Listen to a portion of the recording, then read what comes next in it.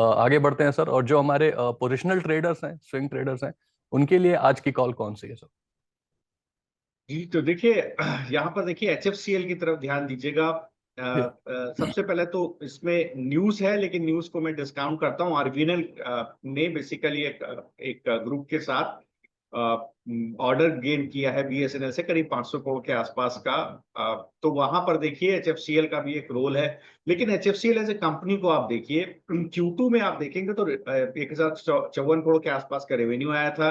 करीब 1158 करोड़ के आसपास Q1 में था, तो एक हमें रेवेन्यू में डिग्रोथ देखने को मिली थी।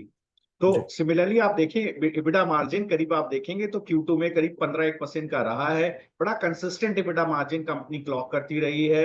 और अगर आप देखेंगे तो जो फाइबर ऑप्टिक केबल बिजनेस है, बाजार में मैनेजमेंट का ही मानना है कि यहाँ पर ग्लोबल डिमांड थोड़ी डिप्रेस्ड है लास्ट 3 क्वार्टर में, जिससे रेवेन्यू में डिग्रोथ देखने को मिली है। लेकिन ये आपको मैं बता दूं, अगर ट्रम्प साहब आते हैं तो सबसे जी। बड़ा जो फायदा होगा वो केमिकल और केबल सेगमेंट को ही होगा।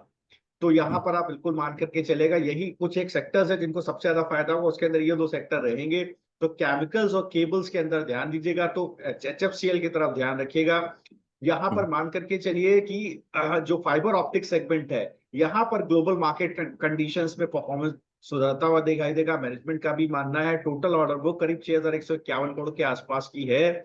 तो यहाँ पर देखिएगा आने वाले 12 से 18 महीने में कि करीब 4000 करोड़ के ऑर्डर एग्जीक्यूट होते हुए दिखाई देंगे, जो आपको टॉप लाइन और मार्जिन में परकुलेट करते हुए दिखाई देंगे। तो बिल्कुल ये स्टॉक देखिए, पहले भी मैंने 110 रुपए पे 170 रुपए के टारगेट के लिए दिया था, वहां टारगेट आ गए थे। मैं दोबारा आपको बोल रहा हूँ, 127 रुपए का भाव है। मुझे लगता है धीरे धीरे ये कम से कम आप मान के चले 150 रुपए तक जाने की संभावना रखता है। पोजिशनली इसको 1 क्वार्टर का समय दीजिएगा।